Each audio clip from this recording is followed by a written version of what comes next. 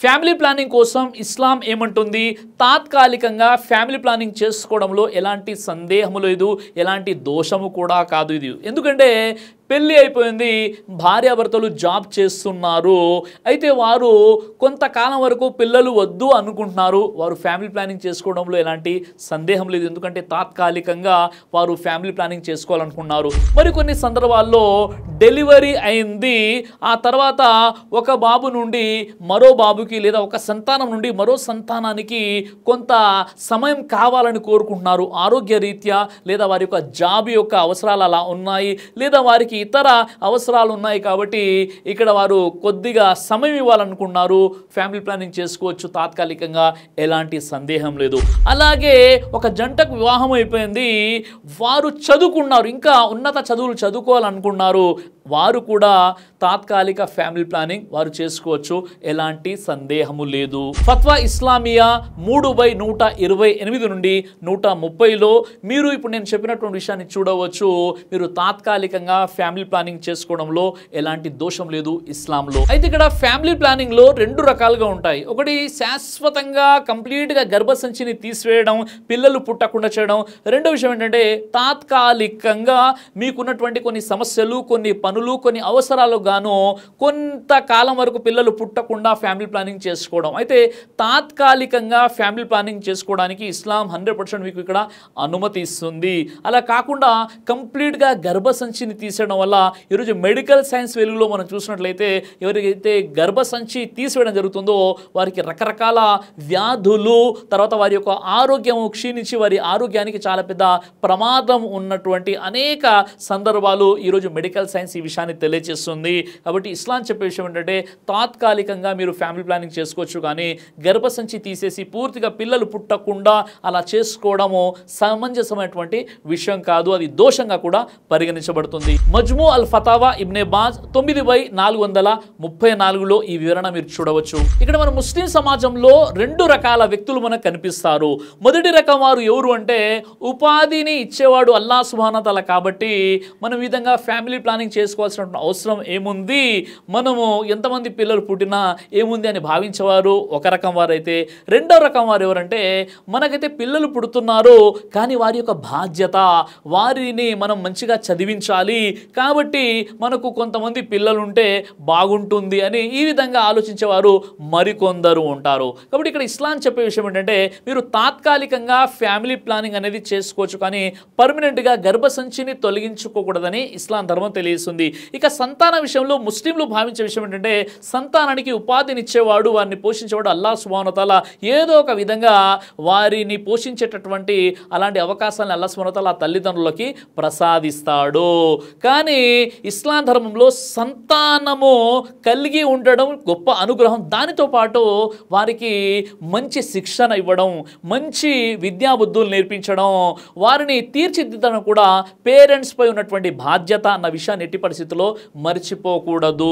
ఫత్వా నూర్ అలా దరబ్ ఇబ్నే బాజ్ 2/394 ప్రకారంగా పిల్లలకు మంచిగా శిక్షణ ఇవ్వడం కోసం తల్లి గనక ఆమె ఫ్యామిలీ ప్లానింగ్ని తాత్కాలికంగా ఆమె ఫ్యామిలీ ప్లానింగ్ చేయించుకున్నట్లయితే ఎలాంటి సందేహం లేదు. ఎందుకంటే ఒక బేబీ నుండి మరో బేబీకి గ్యాప్ ఉన్నట్లయితే వారి ఆరోగ్యం కూడా బాగుంటుంది, అదేవిధంగా తల్లికి ఎక్కువగా శ్రమ ఉండదు అన్న ఆలోచనతో ఎవరైతే ఫ్యామిలీ ప్లానింగ్ చేసుకుంటారో దానికి అనుమతి అనేది ఉంది. ఇక్కడ ముస్లిం సమాజం ఒక విషయాన్ని గుర్తించాలి, పోషించేది ఉపాధి ప్రసాదించేది అల్లాహ్ సుబ్హానహు వ తఆలా, కానీ పుట్టినటువంటి ఆ పిల్లలకు మంచి శిక్షణ ఇవ్వడం అనేది పేరెంట్స్ యొక్క బాధ్యత. అలా కాకుండా పిల్లల్ని గాలికి వదిలేసి వారికి సరైనటువంటి శిక్షణ ఇవ్వకుండా ఉన్నట్లయితే వారికి ఆ పిల్లల ద్వారా దువాలు కాకుండా వారికి నరకం వచ్చేటటువంటి ప్రమాదమే ఉంటుంది. ఎందుకంటే ఆ పిల్లలు కన్న తర్వాత ఆ పిల్లలకు మంచి శిక్షణ ఇవ్వాలి, మంచి చదువు చెప్పించాలి, మంచి విద్యాబుద్ధులు నేర్పించాల్సినటువంటి బాధ్యత కూడా తల్లిదండ్రులదే. కాబట్టి పిల్లల్ని కనడంలో ఉన్నటువంటి ఆసక్తి ఈరోజు మన సమాజంలో ముస్లింలో వారికి మంచి తర్ఫీదు, మంచి శిక్షణ ఇవ్వడంలో ఆ బాధ్యతాయుతంగా లేకపోవడం మనం చాలా వరకు మనం చూస్తున్నాం. కాబట్టి ఆ విధంగా పెరిగినటువంటి పిల్లలు ఏ ఇంట్లోనైతే శిక్షణ లేకుండా పెరుగుతారో వారు సమాజానికి ఎలా ఉపయోగపడతారు, ఇస్లాం ధర్మాన్ని ఎలా ఆచరిస్తారు, ఇస్లాం ధర్మాన్ని ఎలా వారు ఇతరులకి ప్రజెంట్ చేస్తారు, ఒకసారి మీరు ఆలోచించండి. కాబట్టి పిల్లలకు సరైనటువంటి శిక్షణ ఇవ్వడం పేరెంట్స్ యొక్క ఫరజ్, వారిపై ఉన్నటువంటి ఒక బాధ్యత. సహీ బుఖారీ హదీస్ నంబర్ 5210లో అల్లాహ్ సుబ్హానహు వ తఆలా ఒక ప్రాణిని పుట్టించాలనుకున్నప్పుడు ఎలాగైనా పుట్టిస్తాడు.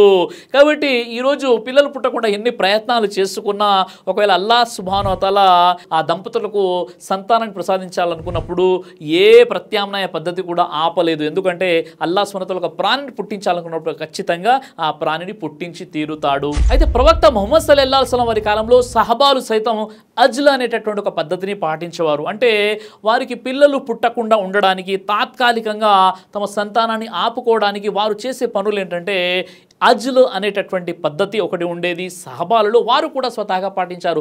అజ్ల్ అంటే ఏంటంటే వారు తమ భార్యతో సంభోగంలో పాల్గొన్నప్పుడు వీర్యము పడకుండా, లోన పడకుండా వారు వీర్యం పడేటప్పుడు ఆ వీర్యాన్ని బయటికి తీసేసేవారు. దీన్ని అరబీలో అజ్ల్ పద్ధతి అని అంటారు. ఈరోజు మనం చెప్పాలంటే ఎవరైతే కండోమ్ ఉపయోగిస్తున్నారో ఆ కండోమ్ ఉపయోగించడంలో కూడా ఎలాంటి తప్పు లేదు. ఎందుకంటే సహబా రదియల్లాహు అన్హు అజ్మాయిన్ తాత్కాలికంగా పిల్లలు పుట్టకుండా ఉండడానికి అజ్ల్ అనే పద్ధతిని వారు ఉపయోగించేవారు. ఈ రోజులో చెప్పాలంటే కండోమ్ ఉపయోగించడంలో కూడా ఎలాంటి సందేహం లేదు. ఇతర మాత్రలు అయినప్పటికీ లేదా టెంపరవరీగా వేసుకున్నటువంటి కాపర్టీ పద్ధతులు ఏదైనప్పటికీ కూడా తాత్కాలికంగా వారు కొన్ని సంవత్సరాల వరకు పిల్లల మధ్య గ్యాప్ ఉండాలని, లేదా ఆ తల్లిదండ్రులు జాబ్ హోల్డర్స్ అయితే వేరే విధంగా వారి యొక్క అవసరాలను కానీ వారు ఫ్యామిలీ ప్లానింగ్ తాత్కాలికంగా చేసుకోవడంలో ఎలాంటి సందేహం లేదు. అయితే ఏ దంపతులైతే తమ యొక్క సంతానానికి మధ్య గ్యాప్ ఉండాలని, లేదా మాకు ఇప్పుడే పిల్లలు పుట్టకూడదని ఎవరైతే భావిస్తున్నారో వారు ఇలాంటి పద్ధతుల్ని వారు పాటించవచ్చు. అయితే ఈరోజు పాటించేటువంటి పద్ధతులు ఏవైతే ఉన్నాయో ఆ పద్ధతులు ఏవి కూడా పూర్తిగా సేఫ్ సైడ్ కాదు. మీరు ఎన్ని పద్ధతులు పాటించినా ఒక ప్రాణి పుట్టాలనుకుంటే తప్పనిసరిగా అల్లాహ్ సుబ్హానహు వ తఆలా పుట్టిస్తాడు. మరికొన్ని సందర్భాల్లో కొన్ని పద్ధతులు ఏవైతే ఉన్నాయో వీటి వల్ల చాలా సైడ్ ఎఫెక్ట్స్ ఉన్నాయి, దీనివల్ల చాలా ప్రమాదం కూడా ఉంది. కాబట్టి డాక్టర్ని సంప్రదించి ఏదైతే మన హెల్త్ కోసం మంచిదో అలాంటి పద్ధతుల్ని పాటించేటటువంటి ప్రయత్నం చేయాలి. ఎందుకంటే ఈరోజు మనం చూస్తున్నాం మన సమాజంలో రకరకాల పద్ధతులు వచ్చేసాయి. కొన్ని పద్ధతుల ద్వారా రియాక్షన్ కూడా అయిపోతుంది, సైడ్ ఎఫెక్ట్స్ కూడా అయిపోతున్నాయి. ఇలాంటి పద్ధతుల నుండి మనం బయటపడడానికి మంచి ఎక్స్పర్ట్ డాక్టర్ని సంప్రదించే ఆ తాత్కాలిక ఫ్యామిలీ ప్లానింగ్ గురించి మనం ఒక సైంటిఫిక్గా ఉన్నటువంటి ఏదైతే పద్ధతి ఉంటుందో ఆ పద్ధతిని పాటించేటట్టు ప్రయత్నం చేయాలి. అయితే ఇక్కడ మీరైతే తాత్కాలికంగా ఫ్యామిలీ ప్లానింగ్ కోసం ఇస్లాంలో అనుమతి ఉందండి, మరి అలాంటప్పుడు ఇక్కడ ఆపరేషన్ ద్వారా పిల్లలు పుడుతున్నారు, వారు పర్మనెంట్గా ఫ్యామిలీ ప్లానింగ్ చేయించాలనుకున్నారు, మరి ఏం చేయాలంటే ఒకవేళ డాక్టర్ గనక మీకు సలహా ఇచ్చేసి మీకు ఒక 2-3 పిల్లలు ఉన్నారండి, ఇక మీకు చాలు, ఎందుకంటే ఈ పిల్లలు ఆపరేషన్తో పుట్టారు కాబట్టి మీకు ఇక్కడ సిజరీన్తో పుట్టారు కాబట్టి మీకు ఫ్యామిలీ ప్లానింగ్ చేయాల్సిందే, లేదంటే మీ ప్రాణాలకి ప్రమాదం అని చెప్పినప్పుడు ఖచ్చితంగా అక్కడ మనం ఫ్యామిలీ ప్లానింగ్ చేయించుకోవాల్సింది. ఎందుకంటే మీ ప్రాణాన్ని కంటే ఏది ఎక్కువ కాదు కదా. ఈరోజు మనం చూసినట్లయితే హమ్దో హమారేదో అంటున్నారు, హమ్దో హమారే ఏక్ హై అని అంటున్నారు. కానీ పూర్వం మన తాత ముత్తాతలు మన పూర్వీకులకు చాలామంది పిల్లలు ఉండేవారు, ఆరోగ్యంగా ఉండేవారు. కానీ ఇప్పుడు మనం పెరుగుతున్న వాతావరణం, తింటున్న తిండి, మనం ఉపయోగిస్తున్నటువంటి వస్తువులు ఇవన్నీ కూడా కల్తీతో కూడుకున్నటువంటి, ఇక్కడ ఏ హాస్పిటల్కి వెళ్ళినా ఈరోజు 99% ఆపరేషన్ సిజరీన్సే జరుగుతున్నాయి, నార్మల్ డెలివరీ జరగట్లేదు. కాబట్టి తల్లి ఆరోగ్యాన్ని దృష్టిలో పెట్టుకొని డాక్టర్ కనుక మీకు ఈ 3 పిల్లలు చాలండి అని చెప్పినట్టయితే ఫ్యామిలీ ప్లానింగ్ చేసుకోవచ్చు. ఎందుకంటే ప్రాణానికంటే ఏది ఎక్కువ కాదు. కాబట్టి నిజంగా చెప్పాలంటే మన భారతదేశంలో 4 వరకు సిజరీన్లు చేస్తారు, కొన్ని దేశాల్లో 5 వరకు సిజరీన్ చేస్తారు, మరికొన్ని దేశాల్లో 3 సిజరీన్లు చేస్తారు. ఈ విధంగా వారి యొక్క ఆరోగ్యము అక్కడ ఉన్నటువంటి పద్ధతులను బట్టి ఆధారపడి ఉంటుంది. మీ యొక్క శక్తి, మీకున్నటువంటి ఆరోగ్యము, డాక్టర్ ఇచ్చినటువంటి సలహాని బట్టి మీరు డిసిషన్ తీసుకొని ఫ్యామిలీ ప్లానింగ్ చేసుకోవడంలో ఎలాంటి సందేహం లేదు. అలానే ఇస్లాం ధర్మం మిమ్మల్ని ఇబ్బంది పెట్టేసి మీరు మహిళ కదా ఒక డజన్ మంది పిల్లల్ని కనాల్సిందని ఇస్లాం ఎక్కడా చెప్పట్లేదు. ఇస్లాం చెప్పే విషయం ఏంటంటే మీకు పుట్టినటువంటి పిల్లలకు తప్పనిసరిగా మీరు శిక్షణ ఇవ్వండి, మంచి ట్రైనింగ్ ఇవ్వండి, మంచి విద్యాబుద్ధులు నేర్పించండి, వారిని ప్రయోజనవంతులుగా మీరు చేయండి అని ఇస్లాం ధర్మం తెలియజేస్తుంది. అలా కాదని ఇక పిల్లలు ఇచ్చేవాడు దేవుడే అండి, మేము ఎంతమంది పిల్లలు పుట్టిస్తామంటే వారి యొక్క బాధ్యత కూడా మీపై ఉంటుందన్న విషయాన్ని మీరు మర్చిపోకూడదు. మరో విషయం ఏంటంటే ఇక్కడ ఒక తల్లి తన ఆరోగ్య పరిస్థితులను బట్టి సిజరీన్ అయిన తర్వాత ఆమెకు డాక్టర్ చెప్పేశారు ఇక మీకు పిల్లలు చాలండి, మీ ఆరోగ్యం ప్రమాదంలో ఉంటుందంటే డాక్టర్ సలహా తీసుకొని ఆమె కంప్లీట్గా పర్మనెంట్ ఫ్యామిలీ ప్లానింగ్ కూడా చేసుకోవచ్చు. కాబట్టి అల్లాహ్ సుబ్హానహు వ తఆలా మీకు నాకు మనందరికీ కూడా ఇస్లాం ధర్మాన్ని సరిగ్గా అర్థం చేసుకుని ఆచరించే సద్బుద్ధిని ప్రసాదించుగాక.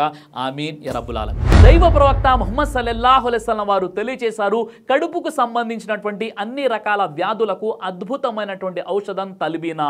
ఇది దైవ ప్రవక్త వారి సున్నత్, మంచి ఆహారం, ఇమ్యూనిటీ బూస్టర్, ఇందులో షిఫా ఉంది, ఇది మంచి ఔషధంగా కూడా పనిచేస్తుంది. కాబట్టి పిల్లలు అయినా పెద్దలు అయినా ఎవరైనా దీనిని ఉపయోగించవచ్చు. అలాగే ఖురాన్లో దైవం తెలియచేశాడు, తేనెలో మీకు స్వస్థత ఉంది అని. కాబట్టి స్వచ్ఛమైనటువంటి తేనె కోసం మీరు సంప్రదించండి. అలాగే షాహీ హల్వాను మీరు తప్పనిసరిగా ఉపయోగించి మీ దాంపత్య జీవితంలో మంచి అనుభూతిని పొందండి. ఇందులో ఎలాంటి సైడ్ ఎఫెక్ట్స్ లేవు. ఇది కంప్లీట్గా హెర్బల్ ప్రొడక్ట్స్తో తయారు చేయబడినటువంటిది. కాబట్టి ఇక్కడ కనిపిస్తున్నటువంటి ఈ నెంబర్స్కి కాల్ చేసి మీరు ఇప్పుడే ఈ ప్రోడక్ట్ని ఆర్డర్ చేసుకోవచ్చు. కొరియర్ ఫెసిలిటీ కూడా ఉంది.